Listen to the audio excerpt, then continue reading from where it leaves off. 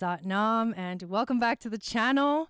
My name is Gobind, and this is your channel for grace. Thank you guys so much for being here live, and thank you those of you that are watching the replay.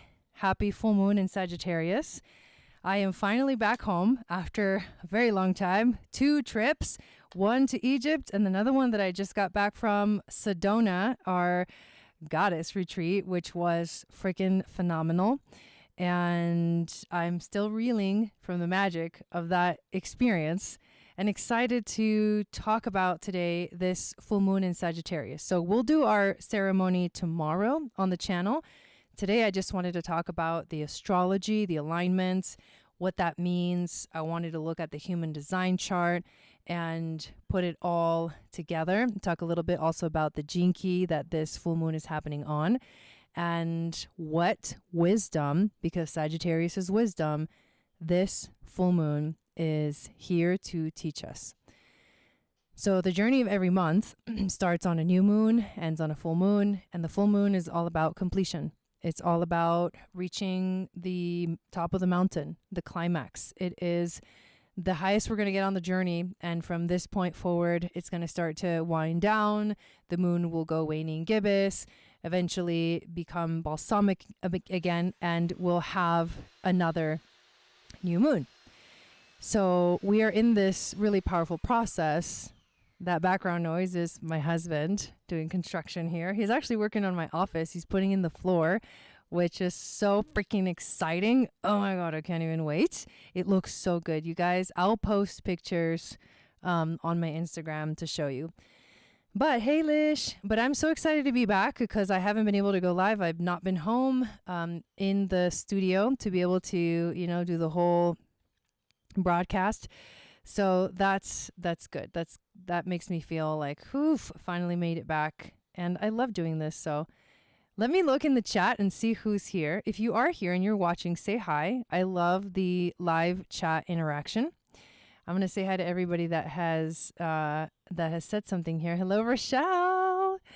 Nice to see you. Diane is here. Maria is here. Welcome in. Mishan, welcome. Rochelle's driving back home. Wow, you were chilling. You gave yourself some time. Yesterday, that's the day that I gave myself to just relax and not do anything. And I'm glad that I chose to do that because today I hit the ground running, started readings, 12 to 5, and here we go. Then broadcasting. So back on track. Hello, Ryan. Welcome in. Kevin is also here from Chicago. Welcome. We've got Jeanette. Amazing to see you again. We've got Mary. We got Lish. And we've got Shala. Is that how you say it? Oh, Shlala. Shala. If I butchered that, sorry. But welcome in and thank you for being here. So first off, I just want to remind you, I have my book right here. And it's hard to see because of my green screen, but my book, Seasons and Stargates, is now available for purchase. This book is freaking amazing. So we're going to read a little bit from this book today.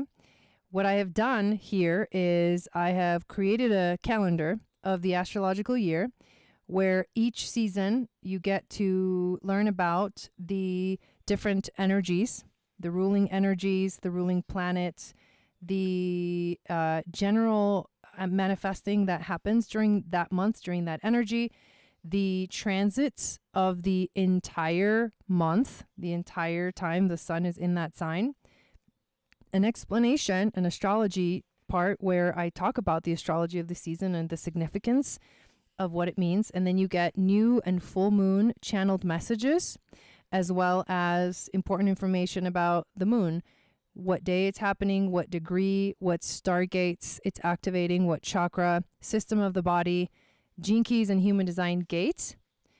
And you also get a tarot spread recommendation that you can do each season, essential oil recommendation, crystal magic recommendation, a self-love ritual, and a journaling prompt. And you do these month by month, and that is what helps you to stay in alignment in your own magical way with the seasons of astrology. So I am so excited for that. And I wanted to remind you guys that you can go on my website, channelforgrace.com, and purchase the book. Yes. Okay.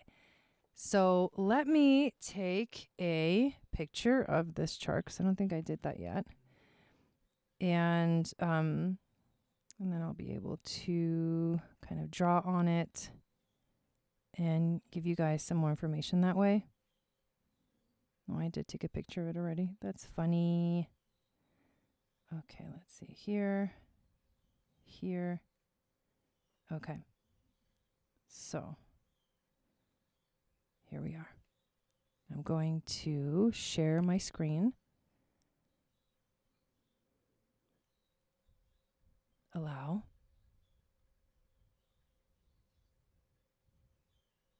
All right, here we go. So, this is a page directly from the book, and I'm going to go over the main kind of themes of this full moon in Sagittarius. So it's happening, it's June 11th because it's basically like tonight. It's past after midnight, but pretty early on. So you're going to probably see the fullness of it tonight.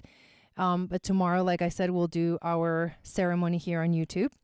And it's happening at 20 degrees, 39 minutes of Sagittarius. It is on Ophiuchus. And there's another stargate that is active at this time, and which is Orion. So Ophiuchus is the 13th sign, the hidden sign, the mysteries of the universe. Ophiuchus is the serpent bearer, and he is the medicine man, basically. He is the serpent, the snake. It's the medicine that we need to activate, to clear, to grow, to evolve, to wake up, to surrender, to balance all of our chakras. It's a powerful frequency. And Orion is a connection to the Akashic of the universe, the ninth dimension, the all, the union with the divine. The chakra that this full moon activates is the throat chakra. So speaking, sharing your voice. The endocrine system is the system of the body that this full moon or Sagittarius energy aligns with, which is essentially all of the chakras. So it's really cool that it's on Ophiuchus. And the gene key and human design gate is the 26 gene key and 26 gate. And it's on the fourth line, which if you remember what the fourth line means, it's the opportunist in human design and the server in the gene key. So it's a community-oriented energy. So we're going to hop on over to the actual astrology chart, and I'll go through all of the aspects that we see here in the screen. So first of all, this moon is pretty intense. I mean, I'm sure you guys have seen and felt, especially us in Sedona in the last few days, the intensity that we're building up towards.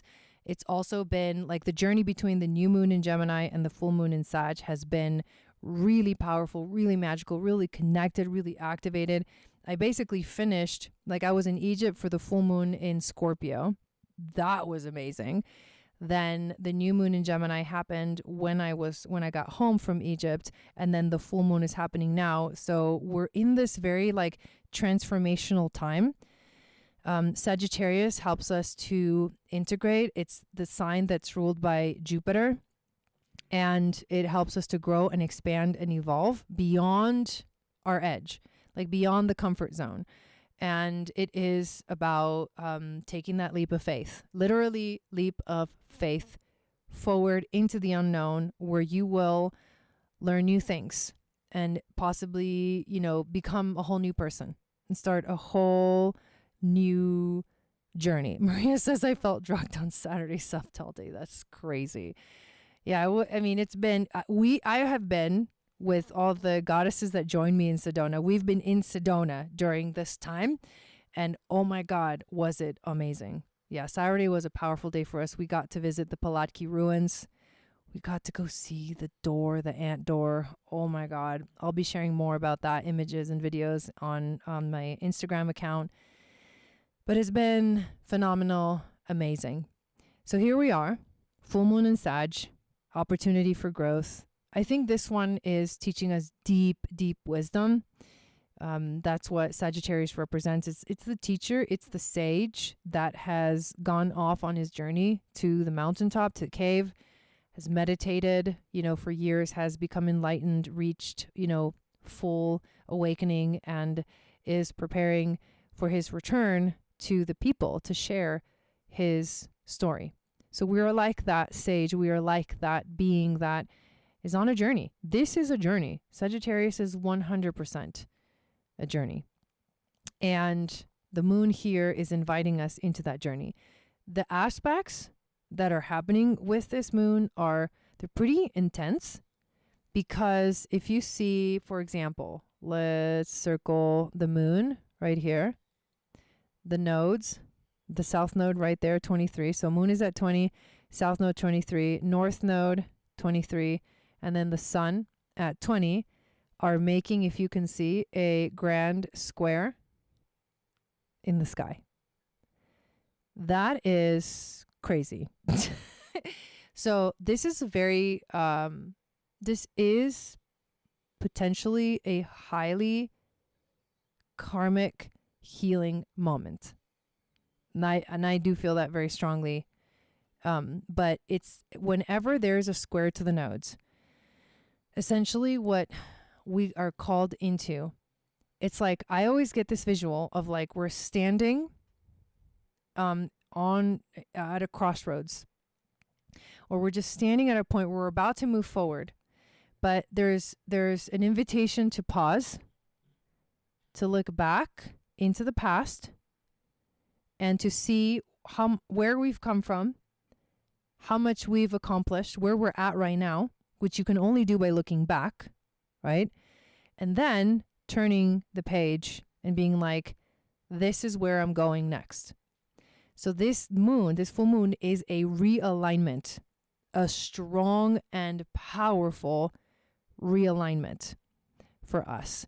So anything that you need to adjust, anything that you need to fix, anything that you need to let go of, anything that you need to become conscious and aware of, it is going to show up in your life during this time.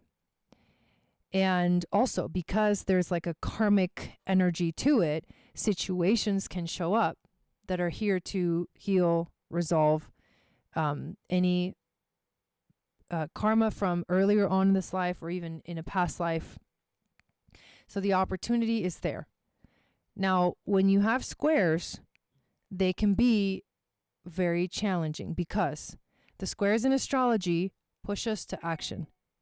It's like you cannot sit still. Like it's like there's ants in your pants. I'm just kidding. But it's like you can't sit. You sit, it's like, I sat on ants. The ant theme is actually kind of a big one right now. Especially because we got to go see the door in Sedona. Oh my God, I can't even. But you can't sit still right now. You can't be like on your booty, like seeing what happens. No. A grand cross is a time of action. It's a cross because it's made by two oppositions that are crossing each other. It's like it makes an X. So that is the main thing that's happening with this full moon. Let's now move our attention to Jupiter, who is the ruler of this moon. Now, this is a huge deal because Jupiter has just entered into Cancer. So it spends about 1 year in each sign. So it was in Gemini. We had a really intense conjunction at 29 degrees of Gemini. And now we're in a whole new world. Now, Jupiter in Cancer is also exalted. So that's a really positive thing. It's just exalted means it's like this is the place where Jupiter is like on vacation. He's having a great time. He's just going to enjoy himself. And that is what we want with Jupiter because he's like Santa Claus and he's just like gives gifts. He just gives and gives and gives to an excess degree. And so what this means is that we're receiving what he's giving, whether it's positive or negative. We're getting it no matter what. Jupiter is the biggest planet in astrology, and he magnifies everything he touches. So any moon that has Sagittarius frequency is always going to be ruled by Jupiter, but wherever Jupiter is in the chart is how the energy is being disposited. So what is Cancer? This is cool. So this is a mutual reception that's going on with the moon in the sign ruled by Jupiter, Sag, and Jupiter, the ruler of the moon, in the sign ruled by the moon, Cancer. That's what we call mutual reception. That's auspicious. They can communicate with each other. They're like in communication without even trying. So Jupiter's magnifying the power of the moon naturally because he's in Cancer now. And Cancer is the goddess, the moon goddess, the sacred divine feminine, emotional frequency, learning how to flow, the river. I'm getting an image of Pocahontas and that song. What I love most about rivers is you can't step in the same river twice. The water's always changing, always flowing, right? It's like that. It's being in the flow. Hello, Chris. Welcome in. And that's what we're learning right now. There's a beautiful thing about Cancer too that's connected to the emotions because it is a water sign. So emotions are going to be high. But how can Jupiter bring abundance in this energy of Cancer? Cancer is all about the home and family. It's about closeness. It's about intimacy. It's about love. It's about connection. It's about nurturing ourselves, but also nurturing others. So Jupiter is also at the 0 degree, which is a portal. All the 0 degrees are portals. It's everything and nothing. It's the most pure form of any sign is the 0 degree. So we're getting this pure magnification of like the clear waters of Cancer. And I see full clear waters. They're not murky waters. They're very clear, which means that we are emotionally clear. We know how we feel. We know what we feel. We understand why.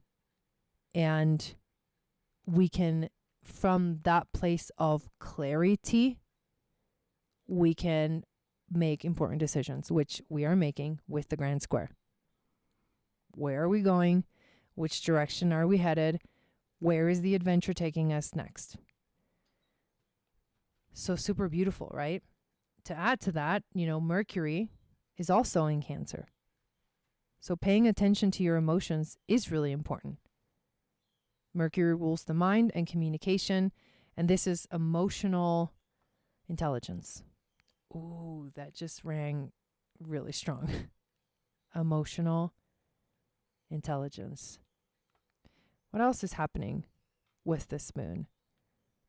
There is, at the same time that there is a grand square, there is a grand trine in fire. So moon, Sagittarius, Mars in Leo, Chiron in Aries. I mean, Chiron and Mars are making an exact trine. And they're also trining the moon with an orb, making a grand trine, which is bringing in harmony and flow. So in terms of all the fire elements, Aries is the spark, the fire that sparks something into being.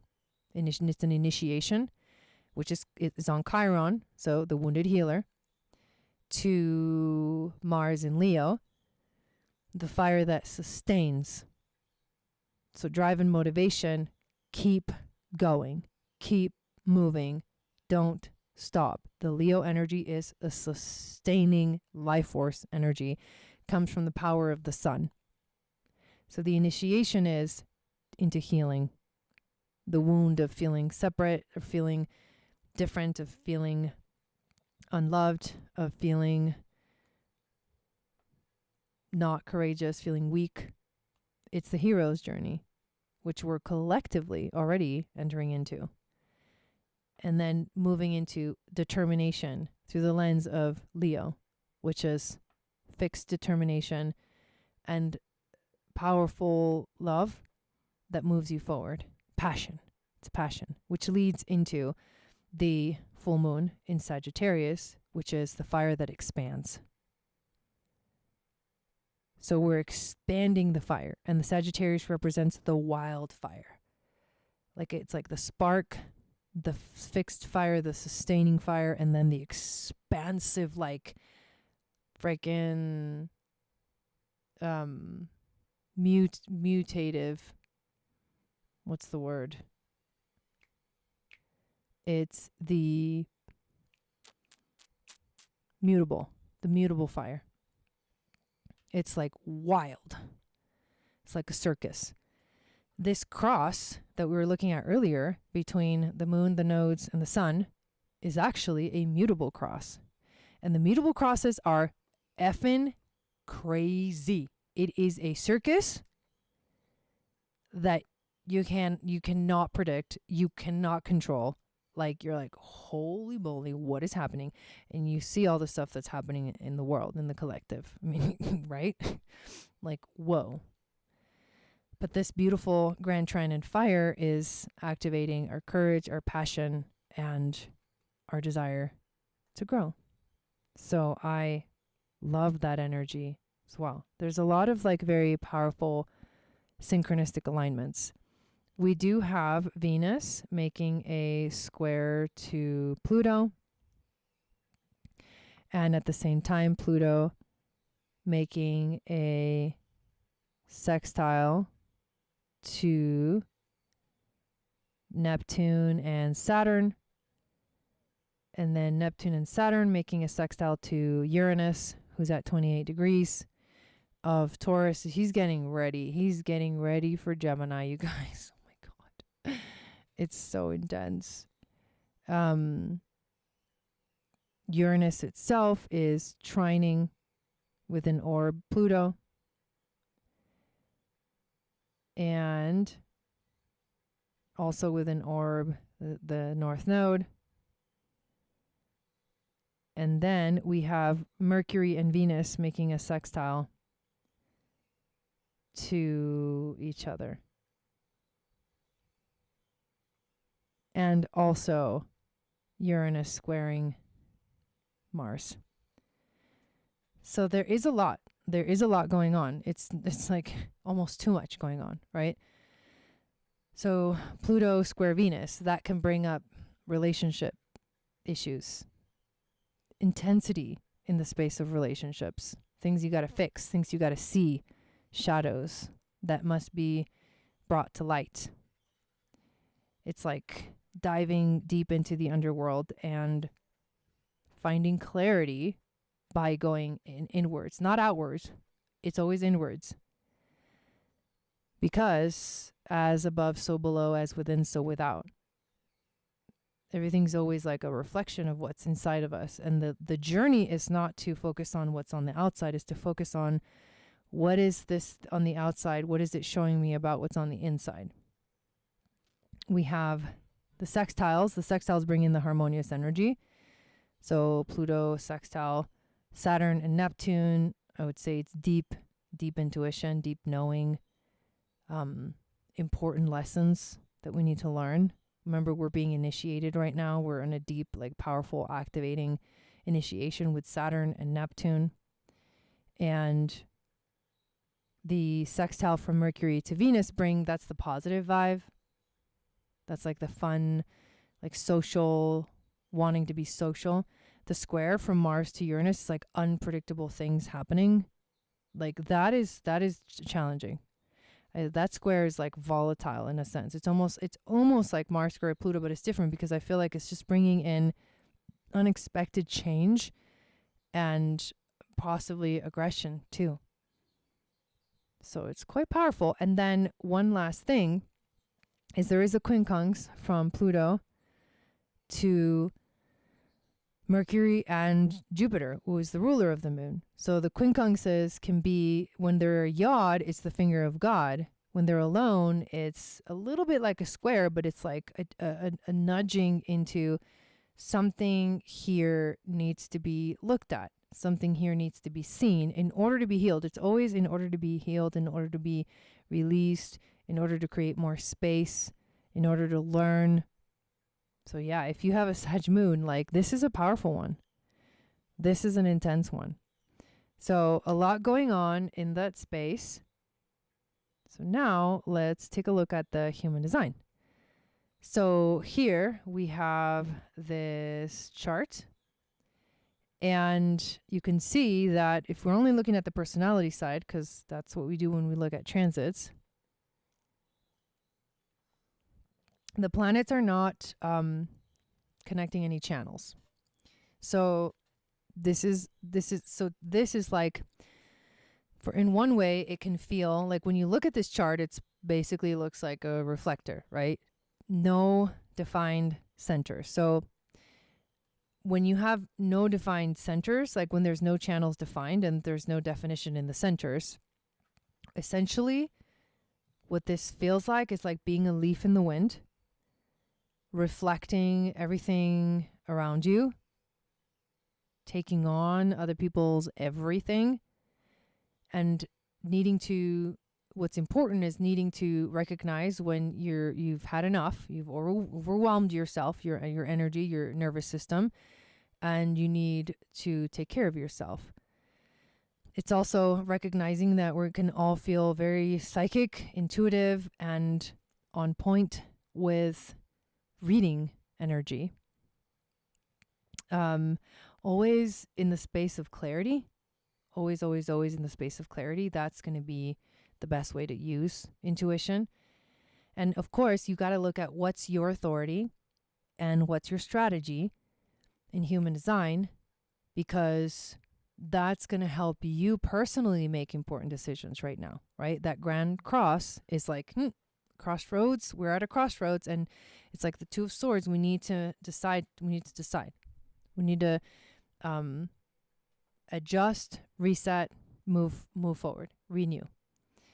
And the moon is on the 26th gate, which I'm going to zoom in here.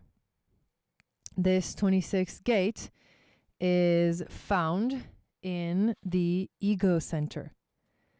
So the big theme for us is, okay, willpower, determination, our ability to commit or not.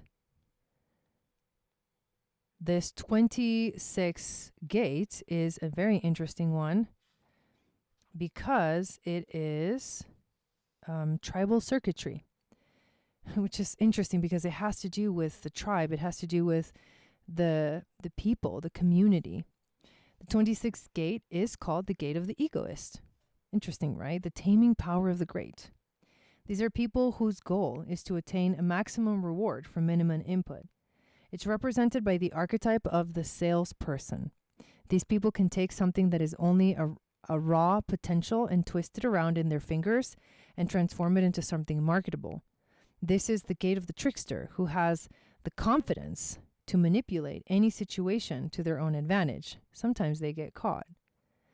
As an ego gate, these people naturally demand that they are rewarded for their skills. Like the 54, they want to rise up in the hierarchy, but their ultimate goal is to get a position where they don't have to work at all. So it's about like knowing how to play the game. You know what I mean? Like being wise to the game, knowing how to play the game, being like, I see very clearly what's going on here. And it's also, but there's a manipulation aspect to this. So I feel like in the shadow frequency, this would be very terribly used. The 26 has tremendous strength as a survivor, being able to find shortcuts in and out of most situations. However, without the 44, right? Because the 44 is the one on the other side, which connects it to the spleen. They don't know to whom, when, or where. So whenever a gate is hanging, it's always kind of like missing its little like partner. So we get half of the story. The channel is actually called the channel of surrender. And again, it's ego circuit. But the gift is for working with people. So there's a collective energy to this channel, right? A tribal energy. And it's about having instinct for knowing how to present anything to anyone in such a way that you and your message are recognized. Your lesson in life is to wait until your market finds you, rather than you trying to sell yourself for recognition, because this is also part of a projected channel, and any projected channel needs to wait for the invitation. So there is a theme of willpower and determination, the ego, the heart, knowing what we want. That's an aspect of this. And when we look at everything else, for example, like where are some of the other things? For example, let's find Jupiter. So Jupiter is on the 15th gate, which is the gate of extremes. Of course it is. Let's actually read about that one, because it's where the energy is being disposited. So the 15th gate is the understanding circuit. So it's the logical understanding. It's called the gate of extremes. People with a need to adjust and adapt their rhythm to changing circumstances. Essentially, Jupiter's like, stay on your toes. Stay on your toes. Shit's not going to stop flying forward. These people have no fixed rhythm in life, embracing a whole spectrum of different rhythms and extremes. They thrive on diversity and need to remain constantly fluid, rather than feel fixed into any long-term pattern. This gate represents the acceptance of the immense diversity of all forms of life, symbolized by the love of humanity. These people have an inherent magnetism because of their ability to accept without judgment the rhythms of others. This is the gate of the aura, and amplifies the power and attractiveness of the magnetic monopole. Thus, these are magnetic people. So there's a magnetism to this moon, right? There's a magnetism because Jupiter is the biggest planet. Interesting, it says it's on line 3, ego inflation. So be careful. Without the consistency of the 5th, which is hanging gate. So the 15 lacks the ability to focus its rhythm and attain true mastery. These people can be uncomfortable with fixed rhythms and routines. So basically it's like, yeah, there's a little bit of, we're kind of feeling a little bit all over the place.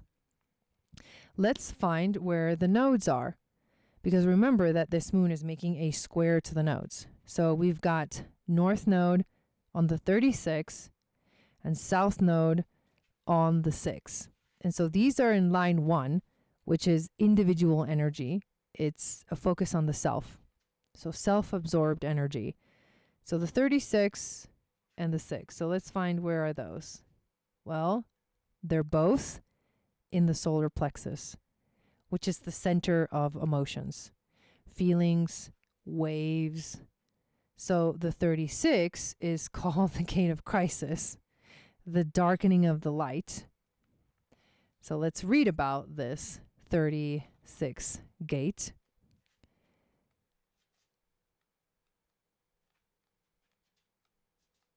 It's kind of an intense one, and in terms of the gene keys, it's also like, whoa. One second while I find it. It's sensing circuit. So North Node represents destiny, life path, mission. South Node represents past lives and what we bring to the table, our experiences. So we're moving towards this North Node energy. That's the encouragement, right? The gate of Christ is the darkening of the light. People who are here to grow through profound emotional experience. You cannot, like, so what this moon is saying is you're going to grow by going into the darkness of the emotions. Profound emotional experiences. This is the gate of emotional turbulence, which usually occurs once the desires of the 30 are expressed. These people are here to learn to handle emotional experiences and to find clarity by going through all kinds of emotional challenges. Both the highs and lows are here to be moved through cycles, during which inexperience is transformed into experience. Ain't that the truth? They learn through constant change, which can prove to be both very exciting or deeply overwhelming and destabilizing. Again, this theme, mutable cross, mutable full moon, you know, like things are always changing. And it's like, yeah, that Pocahontas song is like strong right here. These are people with an untapped depth of feelings that are always waiting for someone to trigger them. All right. Now, let's take a look at the 6th gate. Now, the 6th gate is, once again, tribal circuitry. It is the gate of friction. Okay, so there's like no easy energy right now. Are you getting this bigger theme? Like, this is not an easy transition. This is not like, yay, full moon Sag. It's like, holy moly, here we go. The 6th gate is also called conflict. People who are designed to be discriminating emotionally and sexually. These people are here to learn to control the flood of emotions through the solar plexus.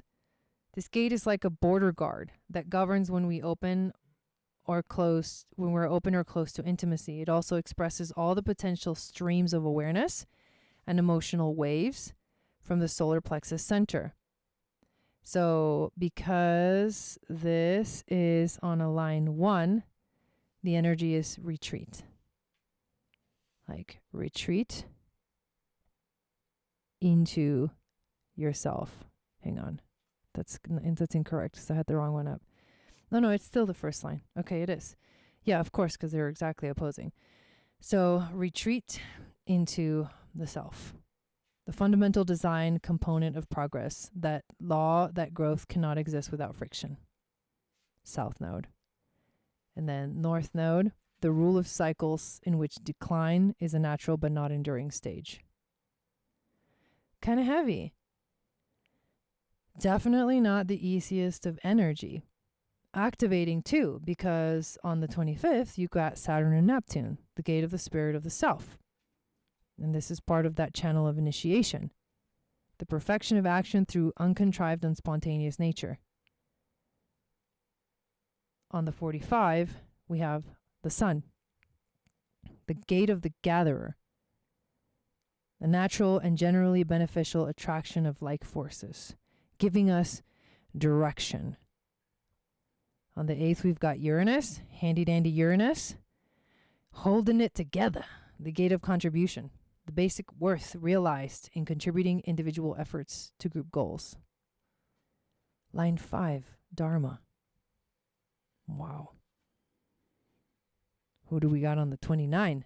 Channel of discovery, gate of perseverance. Oh, this is the gate of saying yes. I believe this one is. The deep within the deep.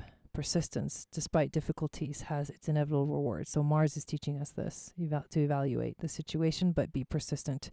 Mars in Leo, believe it or not. Who do we have over here on the 27? The gate of caring, Venus. Perfect. Nourishment. The enhancement of the quality and the substance of all activities through caring. Line 4, generosity. Wow. 52. Mercury. Keeping still mountain. Temporary and self-imposed inaction for the benefit of assessment. Line 1. Think before you speak. Mercury in Cancer. How does it feel? Take a moment to check in with the feelings. Drop from the head to the heart. Think before you speak. Whoa. 41, Pluto. The gate of contraction. Ooh, decrease. The limitation of resources, which maximizes development of potential. Line 2, caution. Careful. And I think that's pretty much all of them that we talked about. So that's what we're dealing with in terms of the energy of the human design. And it's freaking fascinating, to say the least. What I feel like we keep seeing is this magical potential of like literally magic showing up, like opportunities for change, constant change, how to stay on our toes, and where the adventure is generally taking us. So Gene Key 26 goes from pride. This is an interesting one. To artfulness. The wind just picked up like effing crazy while I said that. To invisibility. This city of invisibility creates vast ripples of awakening, Satnam Waheguru, which influence all life to thrive without anyone even seeing us while we do it. That is divine pride. Ooh, only you and the gods know what you've done. Damn. These are the sacred tricksters and the codon ring of light. The ring of light forms a set of 4 chemical codes whose ultimate role is to determine the blueprint of how your body captures, stores, and transmutes light waves into energy. Through the magnetism of your living aura, you draw in or limit the frequencies of light deep into the cellular structure of your body. If you live your life out of fear, magnetically speaking, you limit the amount of light that touches your DNA. The more open-hearted you are, the more you magnetize higher frequencies into that very same DNA. It is only at certain frequencies that particular codes can be activated. This codon ring addresses the central message of the entire gene keys transmission, that you, as a human being, wield the power to consciously or unconsciously raise or lower the frequency of light entering your body, thereby altering your reality through the medium of your DNA. Can't make this shit up. 26 City of Invisibility, the Great Cinnabar Field. There is a saying on the mystical path which more or less translates as, in order to transcend the ego, one must first have an ego worth giving up. This delightful statement beautifully encapsulates the teaching of this 26 gene key. In the original Chinese I Ching, the name of this hexagram was the taming power of the great, which at the gift level could well refer to the process of taming one's ego. When the ego runs wild in our lives, as it does at the lower frequencies, it causes havoc. As you become aware of your own ego, it releases its hold on you and you can learn to play with it. However, there exists an even higher mutation waiting to occur within your DNA, one in which this taming of the power of the great refers to a magical process that only occurs through the 26th city. As you open your heart to life more and more, your thymus gland triggers a vibration of such refined intensity that it spontaneously ignites, fire moon, the higher functioning of the pineal gland, that's the crown chakra.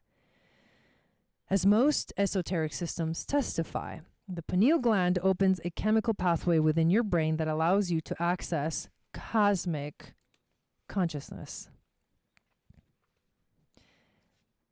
In this way, we may understand the taming power of the great to refer to the meeting of the macrocosm and the microcosm deep within your physical body. The 26th city of invisibility is a very unusual manifestation of the higher states of consciousness. Invisibility at this level can mean many different things. The ancient Chinese Taoists had another special name for this 26th gene key, referring to it as the Great Cinnabar Field. For the Taoists, cinnabar was a substance that represented the mercurial aspect in alchemy. The qualities of mercury, or quicksilver, are the qualities of the 26th city. In this respect, Mercury represents the ability to become one with your environment, to camouflage yourself so as to appear invisible. This is the difference between the embodiment of my will and thy will. This 26th city dissolves all sense of individual will. Everything in the cosmos is driven by a single turbine, and surrender to this impulse renders the individual ego invisible. Not just your own ego, but everyone else's ego as well. The whole game just falls away. One manifesting this city stands nowhere. These beings cannot be pinned down to a single concept. Wherever you look, they are there. And whenever you try to pin them down, they are gone. This is the meaning of invisibility in this context. It refers to one who has become one with existence. Diane, that video you sent me, yo. The great cinnabar field is the energetic grid that links all aspects of existence. It is the quantum ocean of fluctuating interchangeable energy and matter, and it is the play of the waves of existence upon this ocean. One who becomes master of this ocean, God, is one who can move within the grid without separate existence, one whom God is at play, one in whom God is at play. Play is a large part of the 26th city. We human beings have always sensed the secrets of the 64 cities, but we have rarely considered such divine manifestations to be concealed within our own genetic code. Throughout human history, the cities have been anthropomorphized and projected outside our bodies into the figures of our gods, archetypes, and mythologies.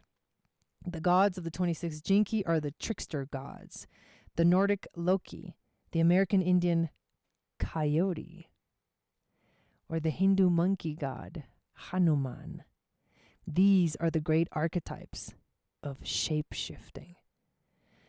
The Celtic figure of Merlin is another of the archetypes of invisibility, and the 26th city certainly shares his wizard-like playful qualities. Holy moly, this is crazy. I'm having a moment. Through these archetypes, the divine is seen as being playful and sometimes mischievous. Those who manifest this city teach humanity to take life less seriously. Seriously. They trick us into the great truths. The 26th Jinki, as we have seen, carries the quality of ego within it and is adept at marketing. At the Siddhic level, these gifts are played with for the sole purpose of divine fun. My favorite. These people will use whatever faculty they possess to transmit their sense of love for creation. From their vast understanding of the language of the universal quantum field, they may create extremely complex teachings just to lure the mind through its addictions to finding answers. Whatever tricks, shortcuts, and wormholes they use to draw you in, they do so to draw your attention to a higher truth. That nothing really matters. Nothing can alter consciousness. To truly integrate this simple truth is to realize that all human life is essentially meaningless. But this meaninglessness does not detract from the wonder of existence. Rather, it enhances the beauty around us. Above all, it leaves us alive to play. To dance with the 26th city is to let go of all agendas. Such people are invisible in a way that most cannot understand. They are invisible because they do not care what others project on them. They do not seek to enlighten anyone. They do not really want to influence anyone at all. They truly have no agenda. They are simply here as loose cogs within the machinery of existence. They love to defy the laws that we humans cling to. They are the tricksters who love the twist and turn in the currents of existence for no other reason than that they can. Ironically, such people with no agenda have often left the greatest mark on the history of our consciousness. Because we cannot pin them down, because we cannot understand them with our minds, we either have to reject them or laugh with them. Laughter is the true legacy of the 26th city. Their laughter peals like an endless string of bells throughout the great cinnabar field of existence.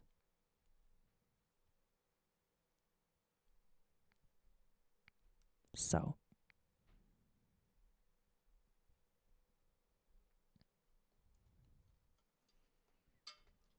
let's read what I wrote about this full moon.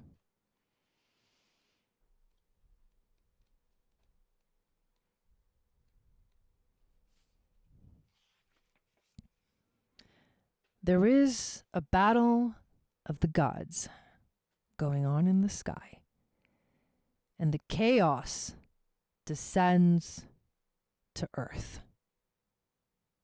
As above, so below is the answer to this riddle. The grand mutable cross has spoken. You cannot predict the future and you cannot change the past. It is your turn to fight the great dragon now. What will you do next? The push to take action in our lives is so great, we won't even have time to think about it. Things will happen fast and wildly. We have to stay on our toes. If you choose to do nothing, you will break under the pressure. This is not a time to sit on the sidelines as every ounce of your being shouts out to the universe, I can and I will. Think fast, because here comes another blow. The great Jupiter calls on the moon to guide this crazy battle. What do you love? Who are you protecting? Can you trust the emotional guidance that pulses through you? Be humble, sacred warrior, for you are a warrior of the light. The fire of the dragon cannot burn you if you are made of pure light. So ignite this fire within, let it spark and expand until you merge with the light. The light becomes your invisibility cloak as you trick the greatest trickster of all. Satanam, Satanam, Satanam, Satanam, Satanam, Satanam, Waheguru. Waheguru. Thank you guys so much for listening. There is magic in the air. Always. Always, always, always. Magic in the air. Open your eyes. Tune in. Tapped in. Tuned in. Turned on. And onwards and upwards we go. I'll see you tomorrow for our full moon ceremony. I'm going to go on my rooftop now and watch the moon rise. Thank you all so much. Have an amazing rest of your week and happy full moon in Sagittarius.